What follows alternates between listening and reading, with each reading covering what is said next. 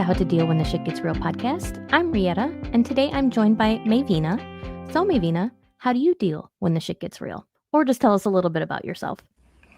Oh, deal with it. I don't know. Sometimes you just shove it in a freaking box or in a jar and, throw it away until later. No, like dealing with it, that really is a loaded question, especially depending on the topic, It is a loaded what you're question. dealing with. I always love asking it because obviously it's the name of the podcast, and it kind of throws people, which is why I also do that and then say, like, or just introduce yourself. But it always gets people thinking, which is why I like it. It really does. It really does. It's a self-reflection, though. I mean, like, it's a deep thinker one there. And we're obviously going to get into that. But yes, please tell us a little bit about yourself. Oh, oh gosh, the about me is the I know, bane of it's my hard. existence. Those little itty bitty sections, on social media sites where we've got to like describe ourselves in a few lines. Let's see. How do I describe myself? I am a mother, a daughter. I am an artist of all sorts. I'm almost 40 years old. Blah. Girl, I feel that. Me too. Yeah, I'm looking forward and not looking forward to, the 40. Like I just want the gray hairs. Like, come on, give me those. Like I don't have those yet. I'll give you some of mine. That's fine. I'll share. Let's see. I have a laundry list of chronic illnesses that I deal with regularly, and trying to do support for people with those. Yeah, besides that, I mean, there's not too much that's horribly special about me. My about me is kind of small. Hey, it's more special than you probably think it is. When are you turning 40? We can bond over when we turn 40. How about that? I am turning 40 the last day of May. Last day of May. Okay, I dig it. Let's see, May. I was gonna act like I knew what the zodiac was, and then my brain I am a went. Gemini. Awesome, you're a Gemini. Okay. Mm-hmm. Well, I'll let you know how it goes. I turn 40 in February, so. Oh, beginning or end? I'm like right in the middle, the 16th. So. Ooh, I still think that makes you an Aquarius, though. It does make you an Aquarius. Good job. See, look at you did it. Well, see, I have two Aquarius. My oldest son is an Aquarius, and my mother was an Aquarius too. So. Oh, see, there you go. Yeah. So you did touch on it very briefly that you've been dealing with a long list of diseases for a long time. So how did that all come about? I can't imagine they all hit you at once, at least. Lord, I hope not. Oh gosh, let's see. I was sick for a really long time, and like from birth, having symptoms, and it was always brushed off that like I was a hypochondriac because my pain levels were so high, and the extracurriculars I was in made things more complicated over time. So I had symptoms when I was young, but didn't actually get diagnosed until I was, in my mid-20s to early 30s with my medical conditions. And yeah, they kind of, I was diagnosed them back to back. Oh my goodness. Yeah, and the way I was diagnosed with the one that impacts me the most was actually in a really unique way. My daughter tested positive for a rare genetic disorder, and we didn't know where it had come from. Oh, and okay. so I was like, some of the symptoms line up with the adult onset version of this. Let's go ahead and, take me to a geneticist, because I had a whole bunch of like medical stuff that had no answers. And the geneticist walked in. She's like, I can guarantee you don't have this, but can I look at your skin and your hands? And I was like, what? And she's like, can I look at your skin and hands? And so I gave her my hands, and she started like, feeling my skin and pulling the skin up off my hands and doing what's called the Bite scale test. I don't know if you know anything about that one. It tests your flexibility. I have not heard of it, but you just give a generalized idea, so that's helpful. Yeah. So they like pull back your fingers and see how far they go back, and like how stretchy you are, if you're double jointed or anything like that. And they do it with, multiple like large joints in your body. And she's like, I can tell you what's wrong with you though. And once I was diagnosed with that, which is Ehlers-Danlos syndrome, hypermobility type, I was then diagnosed with fibromyalgia and a bunch of other things that go along with it because it's like got a lot of co-occurring disorders. Gotcha. But yeah, and then like a week later, I found out I had a tumor on my thyroid, and come to find out it was thyroid cancer a few years later. Oh my goodness. Yeah. Yeah. And then a couple weeks after that, I was diagnosed with dopa responsive dystonia, which is similar to Parkinson's disease. I'm glad you said that because that was a lot of words. My Yep. brain on a Friday, my brain was like, "What?" Yeah. So the treatment for dopa responsive dystonia is similar to Parkinson's. You take Cinemet, which is levodopa and carbidopa. So you're And telling us you have a really fun medicine cabinet. actually, a little over a year ago, I decided to get off of all of the meds that affect, like, that deal with like my neurological conditions. So, like the dopa responsive Oh, dystonia. And I got off my seizure medications too to see where I was. good And for I you. know a lot of people are like, oh, that's so bad for you. But I titrated off of it. I knew what I was doing. Um, And I did that wanted help? to, yeah, I wanted to go more like holistic with it and more, natural because those medications can really alter your chemistry and not in a fun way. I bet. So, And it made a yeah. difference going off of it? It made a difference in a lot of ways. It was rough initially. Where it actually made the most difference, though, was an area I wasn't really expecting.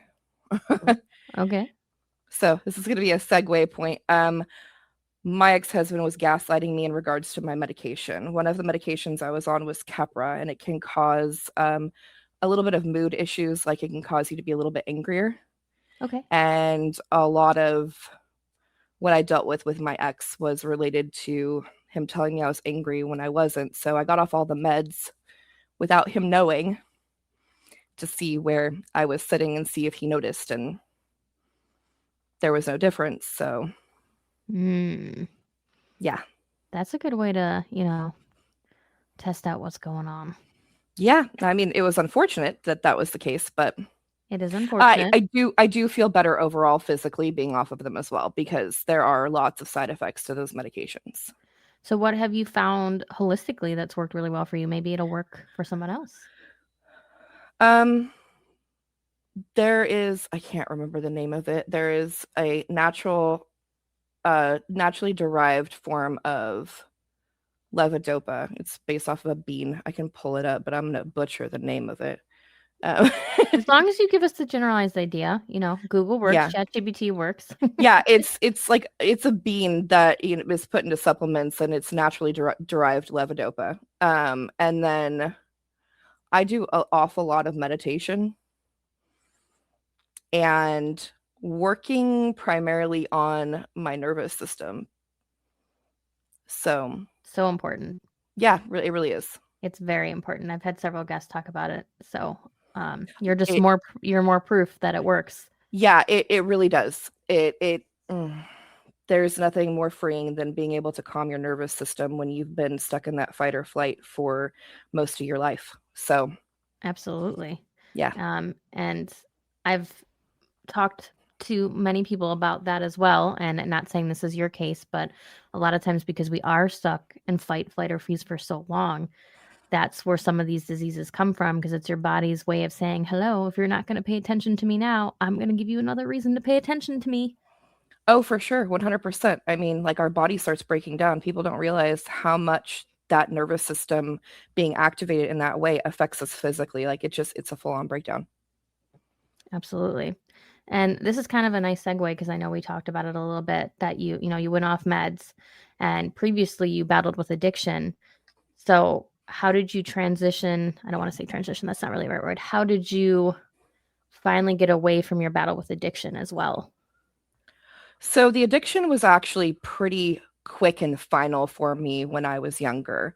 Um, it literally came down to me choosing the drugs or my children, and that was not a question for me. So in a lot of ways, I had my priorities straight. I know that a lot of people with addiction struggle with that, and it's really hard for them. I also was honest about it with people around me versus keeping it a secret. I told my mother that I was struggling with it, and told my father, and I told them that I needed help. So, I mean, there was a lot of shame related to that. And of course, for years later, every type of like behavioral shift was, blamed on that. But yeah, because I had issues with alcohol and methamphetamines. Um, and it's made my relationship with certain other things. I mean, like, 'cause my chronic illness causes a lot of pain. Right. I don't take pain meds unless I absolutely have to, because I know how easy it is to fall into that addiction again. And pill related addiction is huge in my family. Lots of people have struggled with abusing pain medication. So for me, that was like a non option. When I've had to go on pain meds, it's been like very regulated. I don't take it unless I'm at my end point with it. Like, I can't stand any more pain. So, Well, good for you on many levels there. First of all, being able to recognize that your children are more important, because like you said, that's not always easy when you're, and I mean, I'm just saying from what I've seen, I've never dealt with addiction, so I can't speak for it firsthand, but you if you've seen addiction in any form, a lot of them do struggle with even picking their children over the drugs. So good for you on that yeah, well, aspect. I mean, if you think about it as it's a coping mechanism.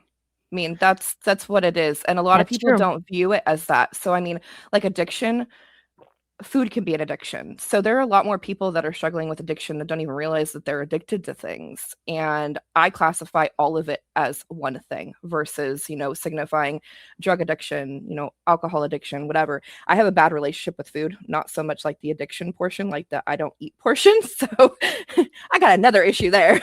But No, and that's a good point, because I think a lot of us are addicted to social media. oh yeah, for sure. That dopamine hit, I've been running across that a lot lately in the lives I've been in and the people that I've met. Um, you can just tell that they're there for that dopamine hit. Like, they're there for that drug. And it's really sad to see, because a lot of them are ex-addicts. And I'm just like, you're just replacing one fuel with another. It's like, are you actually doing the work? Are you actually recovering if you're just replacing? Yeah, that is a very valid point. So, for anybody that is struggling with addiction, what advice would you give them? Choose yourself. Make yourself a priority. I think that a lot of us forget that at the end of the day, we're all humans. We all have our own battles, our own struggles, especially with self-worth. And the individuals that I've known that have gone down this path, that is their biggest issue. They don't see their worth. They don't feel like they have any other options. Just see your worth. Know that you're worth it. Even if you're, at your lowest, you're still worth it. Keep on going. That's a good reminder. I agree with you that I think we all struggle with it. I still do sometimes. Sometimes you wake up in the morning and you're like, "Ugh, why?" For sure. I totally hear you there. There are days where it's like, I don't want to get out of bed. I don't want to do this thing. And there are days where I don't. There are days where I have to give myself grace and understanding that, I just can't get out of bed today. That's just not going to be the thing. Yeah, that's not going to be the thing. Yeah. Um, and I know it's hard for like other family members too. So do you have any advice for family members that are dealing maybe with somebody who has an addiction or is just struggling? So this is a little bit twofold, because there's a lot wrapped up in that. Um, if the person that is the addict is abusive in any way towards you, set boundaries, clear cut boundaries. If you need to, remove yourself.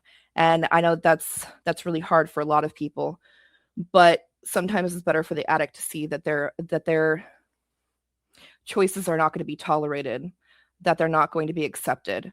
Allowing yourself to be accepting and loving and right there the whole time without those boundaries puts you into a codependent enabler situation, which makes it worse for the addict. It's a vicious cycle, and it just feeds the beast, and it's not healthy for either party. And come at it from a place of love. Like, all of it, even when you have to set boundaries, come at it from a place of love. Like, I mean, you still love that person even though they're struggling. And remember that. Yeah, that's a good reminder. I'm sure it's probably hard sometimes when you're watching somebody that you care about kind of destroy their life to remember that you still like love and care about them because they probably don't seem like the same person. Yeah, it's very difficult. I had to step away from my friendship earlier this year with my friend who we've been friends since the early 2000s, and I couldn't watch her destroy her life, so I had to take a step back. That's something that they don't talk about enough as you go into adulthood, how sometimes you lose these friendships that you just have adored and friendships that you expected to have forever and that you think, "Oh, we've been friends for 20 years, we're always gonna be friends," and that's just not the case. Yeah, and it's hard. It It's is hard hard. to, well, it's hard to make that decision. I mean, for me, like especially this year and moving on, like for the rest of time, I've been doing a lot of choosing me, and I because I haven't enough, and I hated making that decision to choose myself and to choose my sanity and to choose, my mental health, because it tears me up watching her go through that, watching her deal with that, and I can't do anything to help her. That's it's hard. It's hard to make that decision. Yeah, but you made a good point about choosing your sanity. I mean, Mhm. what kind of help are you gonna be if you're both just in this Yeah. chaos together? It's not serving either one of you. No, it's not. Yeah, that's hard for sure. Something that I was definitely looking forward to chatting with you about because I haven't talked about it a lot, and that was one of the reasons we connected on TikTok, is that your mom was diagnosed with ALS. My dad was recently diagnosed with ALS within the past year. I know you know it's so hard. Um, so I Yeah. just would love to hear like how you dealt with it.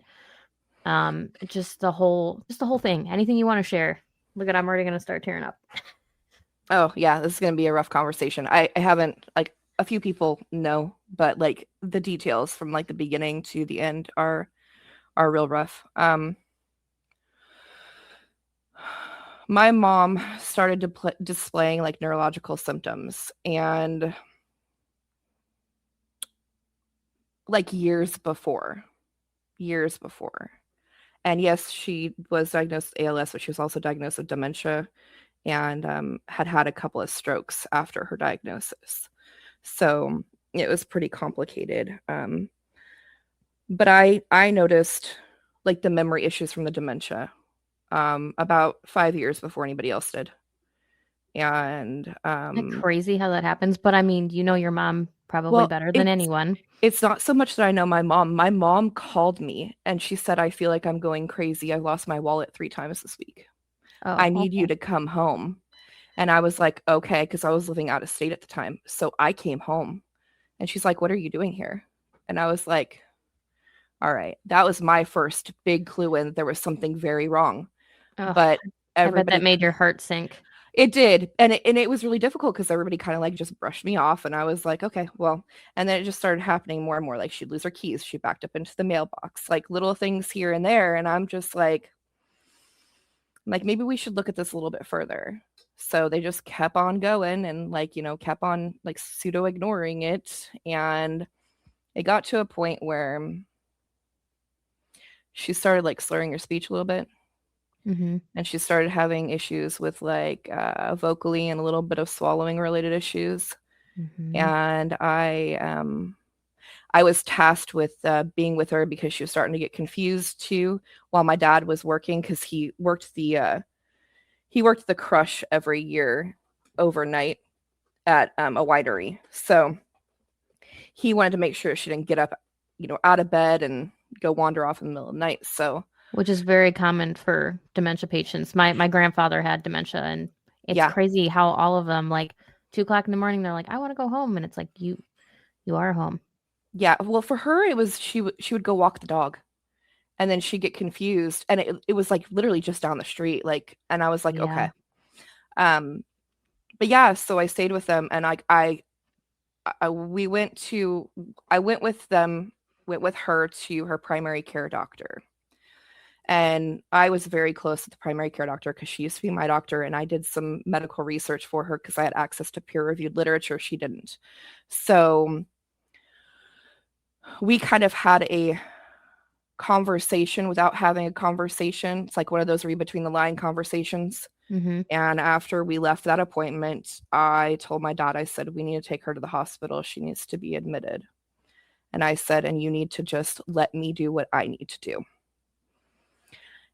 Because it was an insurance thing. A lot of it was that insurance problem. We weren't getting anywhere because insurance says you have to do this step, this step, this step. And Yep. it's just so hard getting through that red tape. You can see there's something wrong, you know there's something wrong, but you have to force the situation. So we went to the ER. I told them what was going on. I told them what I had noticed that was different and that she had to be evaluated. The doctor at the ER was trying to release her. I said, I'm not leaving this hospital. She is not leaving this hospital until we have some kind of answers. So they admitted her. She was originally diagnosed with myasthenia gravis and treated for it. That's funny. My dad was too. That he wasn't treated for, but that was the original thing he was diagnosed with as well. Yeah. The doctor at the time was one of my previous neurologists, and so we had a decent rapport. And he's just like, I'm just going to medicate her because the medication is not going to hurt her. Let's go ahead and see if this works. And I was like, okay, let's go. It didn't work. My dad and my sister wanted it to work, but it didn't. And I understand why they wanted it to work. My mom's mom had ALS as well, so like they had already seen what that looks like. Yeah. I was pretty sure that was what was wrong with her, and I was pretty sure that she had dementia or possibly Alzheimer's. One of the two. I wasn't entirely sure. Mm-hmm. But something had to be done because every once in a while she'd start speaking, Native American language, which she hasn't spoken since she was 3, and none of us knew what she was saying. So like something was very much wrong. Yeah, something was very much wrong with her brain. Oh my goodness. But yeah, it took I want to say like 6 months until she got into Stanford. And then I want to say it was another couple months after that because they wanted to do a whole bunch of testing and everything else. Come to find out, she doesn't even have the genetic form of it, which they thought that she did because her mother also had it. Interesting. Yeah. So just happenstance, I guess, unless it's their specific genetics. Mm-hmm. But yeah, I then had to move to Oklahoma. So they were in California and I was in Oklahoma. And so her decline started happening pretty bad when I moved. I moved in November of 2018, and by May of 2019, she couldn't speak. Like, I mean, it was going to the point where I couldn't talk to her on the phone. She could hardly sing happy birthday to me. Mm-hmm. And then plans were made during that visit because during that visit, my mom fell when my dad and my mom went to visit my cousin. My mom fell and broke her shoulder. Oh goodness. So yeah, she lost the ability to use her legs and just landed on her shoulder. And my mom at that point thought that I was her mom. Oh. So that's 2019. We're dealing with that level of decline dementia-wise. She reverted to like a more toddler-like state. And then the swallowing and the talking and speech and stuff just kept going and declining. Luckily, my mom knew sign language, and so do I, finger spelling. So it's enough to get by. There you go. And that's how we communicated for the first little bit. And then in 2020, after like the COVID stuff, so at the end of 2020, September, my mom moved here. My whole family did. My mom, my sister, my dad. They all moved to Oklahoma, bought 2 houses. And the plan was for me to just go over and take care of my mom during the day at the house until she had to come and stay with me for a few days so that they could remodel the bathroom at my dad's house, and didn't want to leave. Oh, So she ended up just living with us. I mean, we live on the other side of the railroad tracks, so it's not that far. But yeah, things became a lot more difficult at that point. Her mental decline, and at this point in time, she couldn't speak at all. Um, and with the dementia and the nature of it, she was shorthand using finger spelling for sign language. And ever when I tell people that, they're like, how did you even know what she was saying? I'm like, I just knew. I was the only one that could communicate with her at that point in time. no, I understand what you're saying because even my dad's pretty much at the point where he doesn't really speak anymore. Occasionally he'll try, but he's pretty much at the point where he doesn't speak. But before he stopped, even how it is that it starts to get really hard to understand, like you talked about, because when he was still working, somebody reported him for being drunk because Yep. when it first started, that's exactly when you described it. I was like, that's exactly how it sounded when it started. Yeah. But he had come into my house. Him and I had a conversation. And he left, and my husband was like, "I I don't understand how you understood a single word that he said." I'm like, "I don't. He's my dad. I don't know. I just did." Yeah. Part of it, like with my mom, is that I could just look at her in the eyes and I knew exactly what she wanted. Like Hmm. I intuitively just knew what she needed.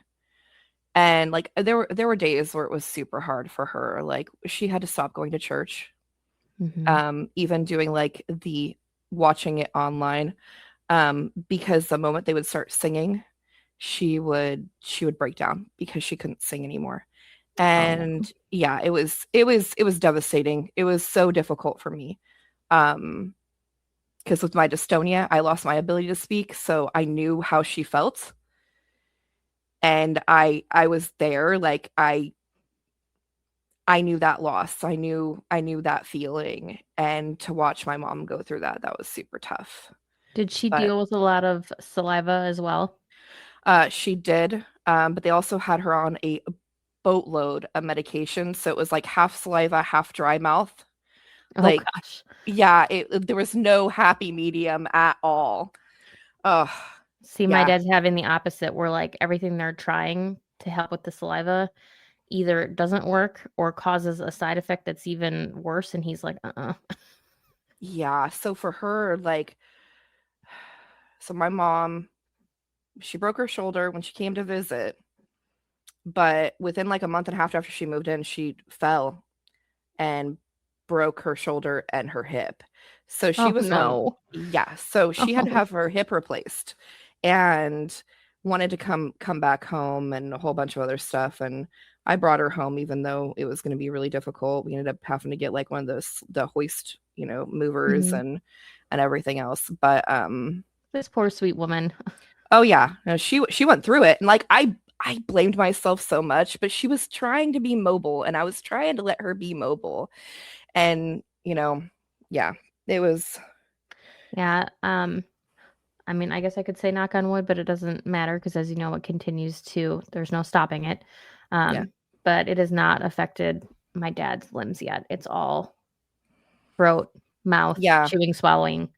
I think that the reason why my mom's limbs were so affected, because she had contractures from the stroke on her left side, her left arm. Hmm. And I think that the strokes, because when she moved here, she had had a stroke, and the family didn't realize it. Oh, okay. I took one look at her when she got off the plane. I'm like, she's had a stroke. I'm like, come on, like you guys. Oh, Her left hand was completely like, pulled in tight, couldn't open up her hand. Like it was very evident for me, at least. I guess they might have just been too close to it. But I know what you're talking about because watched saw my grandma have one in front of my eyes, and the first thing that happened, which I didn't even realize was a thing, because they lose depth perception. She went to sit on mhm. the couch and she missed. Yeah.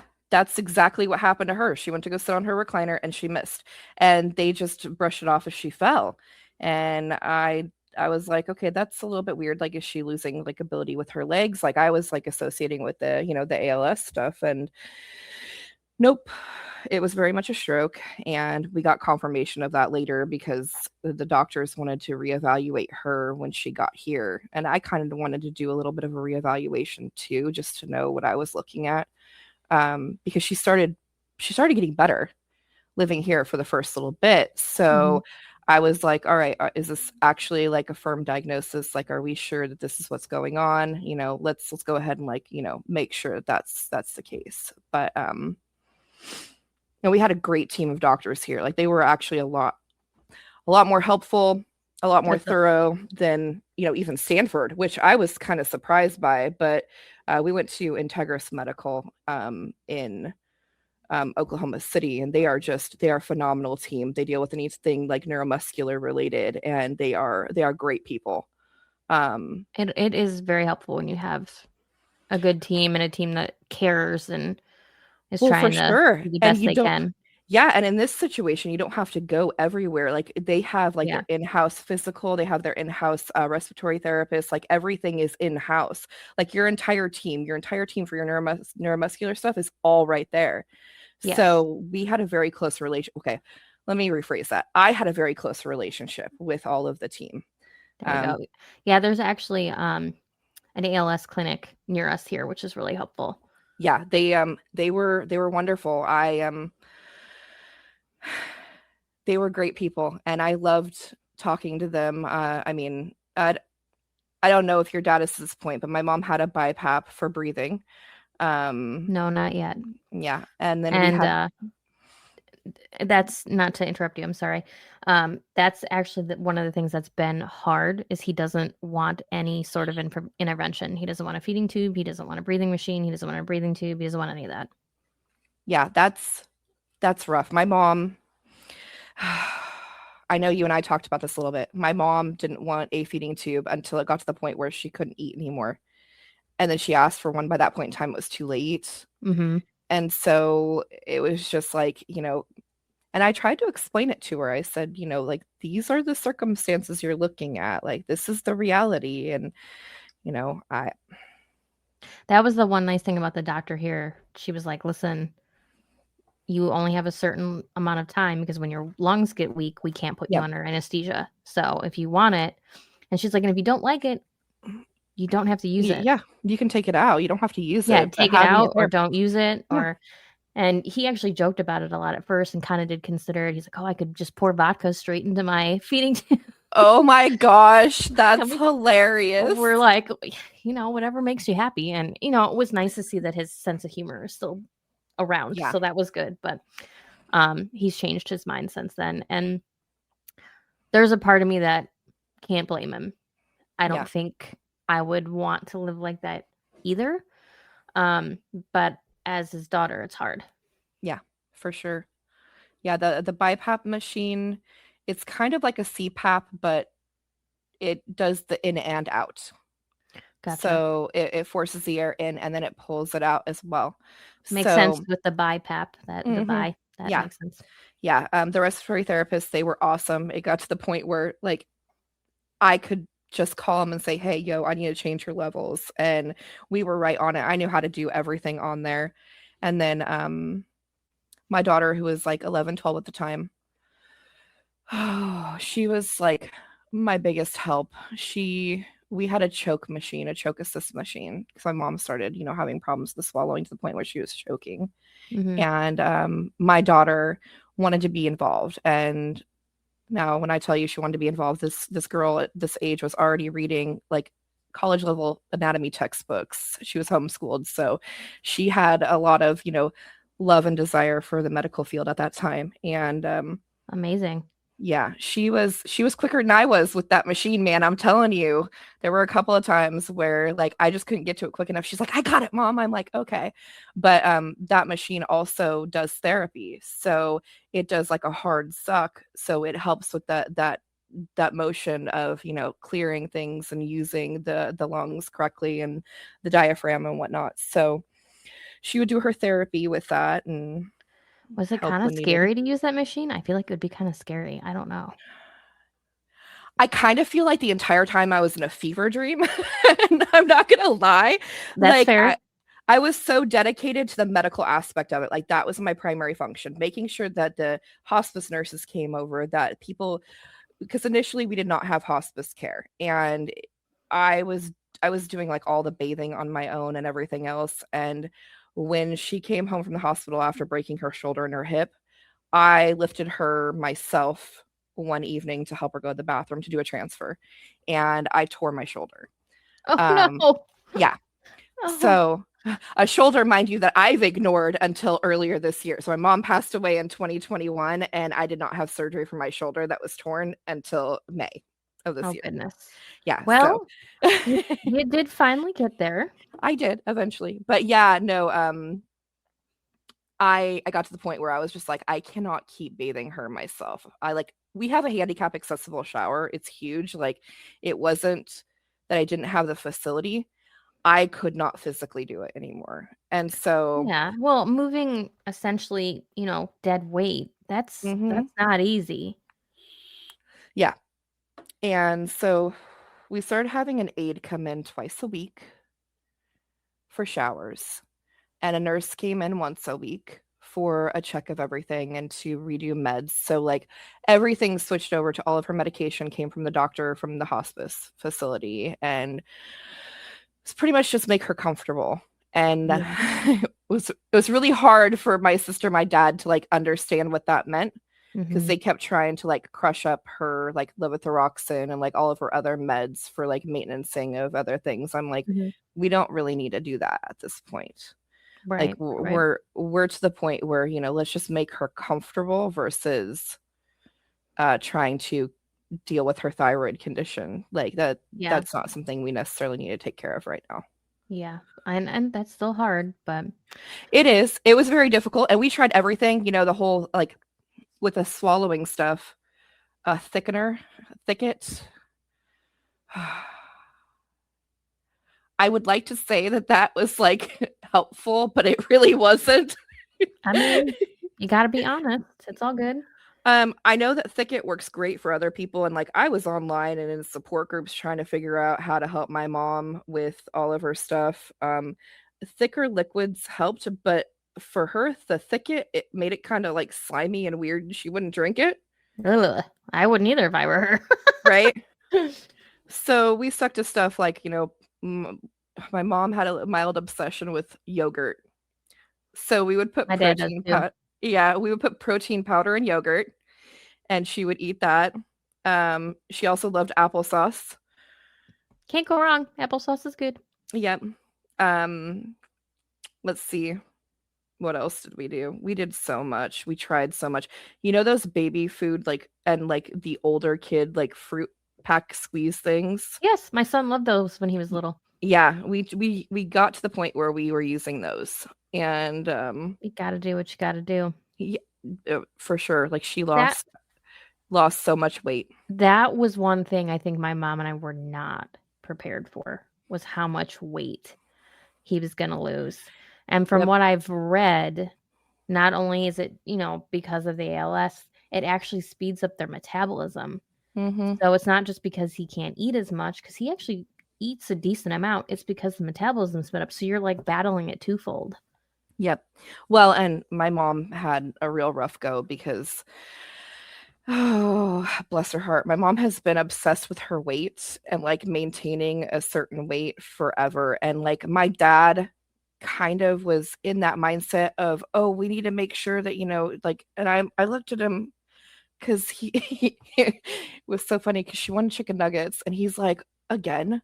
And I'm like, Dad, she's at end of life. Let's just give her what she wants. Yeah. If she wants to drink Yoo-Hoos and eat chicken nuggets, it's getting the calories in her. Like, if that's what she wants, give it to her. And Yep. he's like, but her weight, she's gonna be so upset. I'm like, she's not gonna care.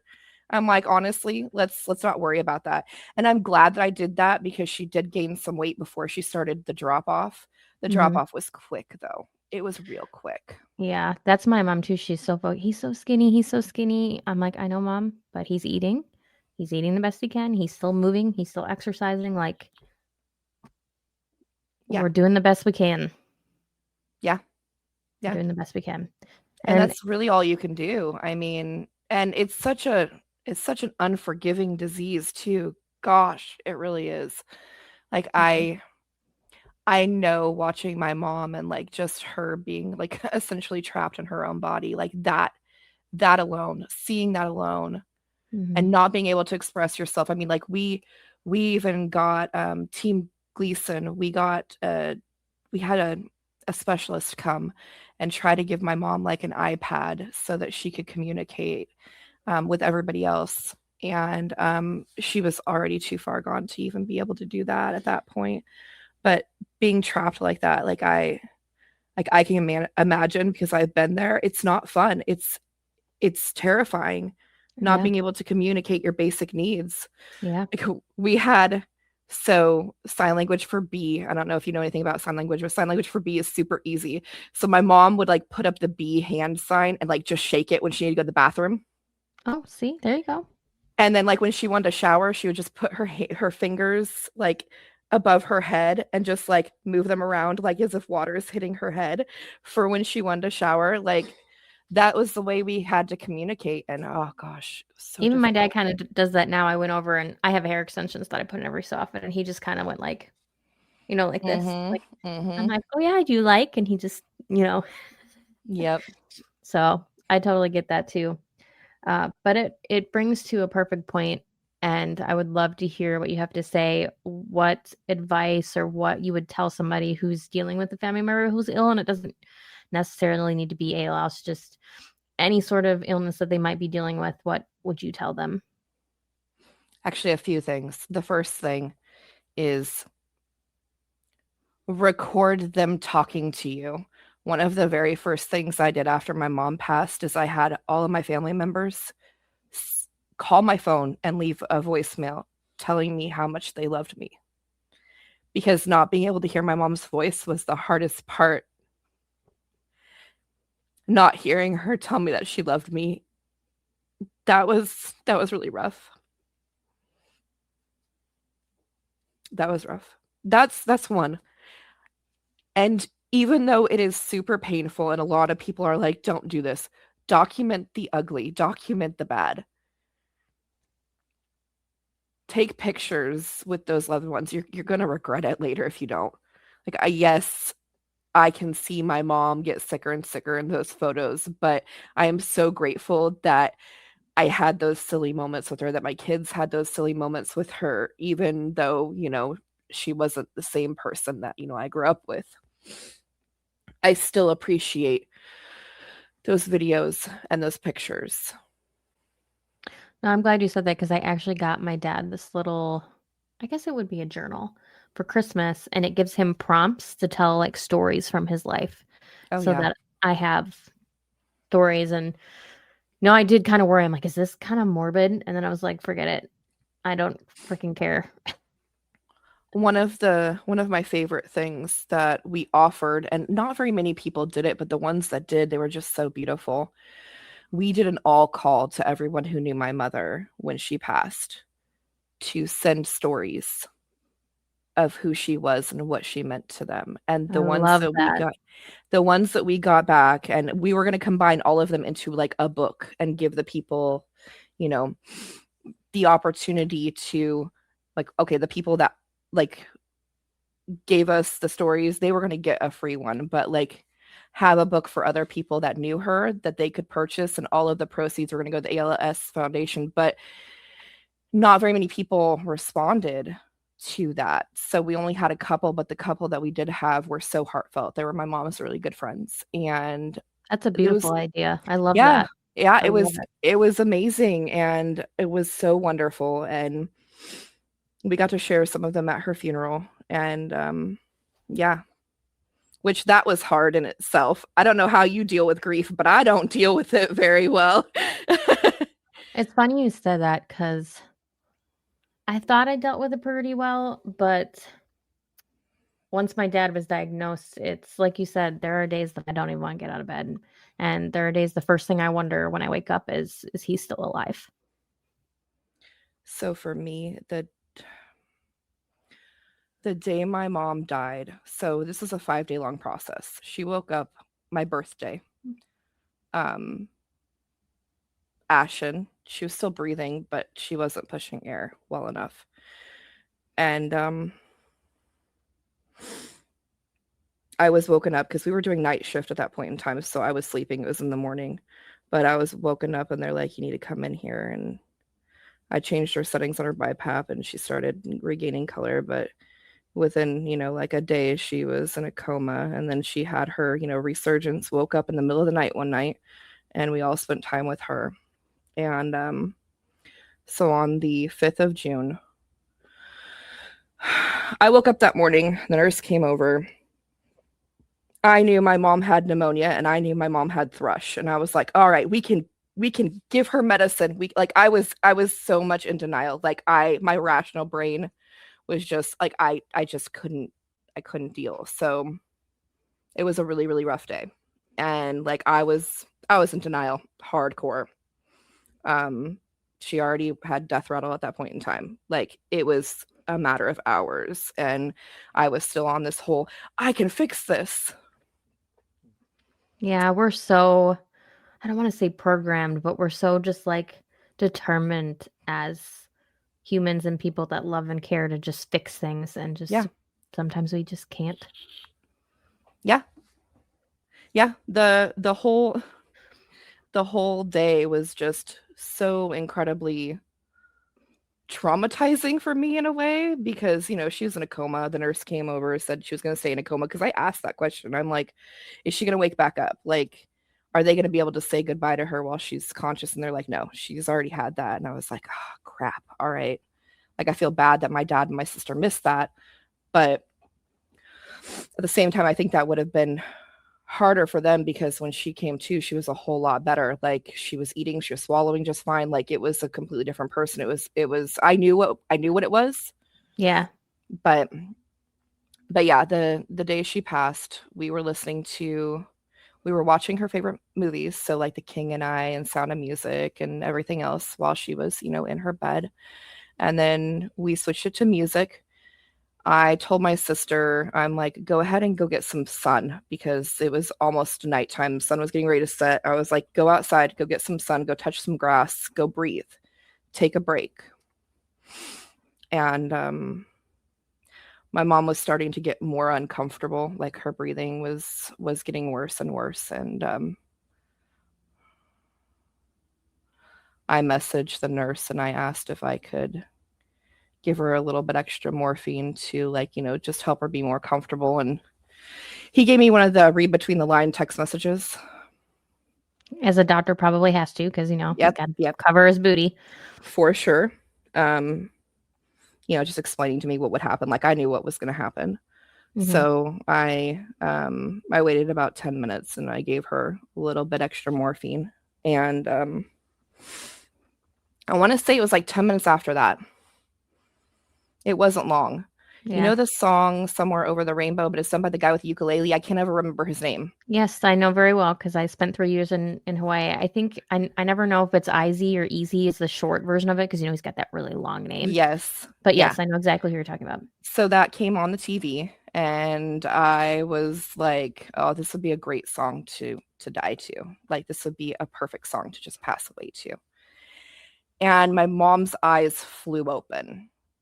And she was searching around looking for something. So I got up in her face. I grabbed her cheeks and I said, I'm right here. It's okay. I got everybody. A flash of terror went across her eyes and her heart stopped. And I was the only one that witnessed that. Like my sister was still outside. My dad couldn't be in the room because, the love of his life was dying. And so I had... They don't really warn you. Like the nurses were all really confused why that happened. It shouldn't have happened, but it happened. Mm-hmm. And it left me with nightmares and a whole bunch of other stuff. And I'm sure I didn't recognize it for what it was, the fact that I had PTSD. after the fact. And so I struggled a lot after my mom died. By the time her funeral came around, which is like almost a month later, I actually ended up laughing at her funeral because I was so messed up in the head. Ugh. Well, big hugs to you. Oh, thank you. But yeah, it's not for the faint of heart. Like caregiving for anybody who's chronically ill is really rough. Yeah, absolutely. Well, I not only personally, but for the podcast, appreciate your raw and honest vulnerability very, very much. And I hope it not only helps me, but it helps somebody else. Oh, for sure. Is there any final advice, tidbits, love, whatever you want to say to leave my listeners with before we close out?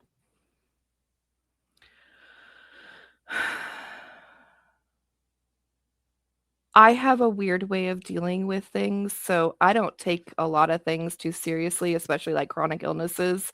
I laugh at the funny when it's applicable. I don't laugh later. I laugh right now. Like when I fall or when there's a problem and like there's no like serious injury, I laugh about it. When when my chronic illnesses get me down, I make it a joke. It's my way of dealing, it's my way of coping, but try not to take all the bad so seriously. Try to find the light in it.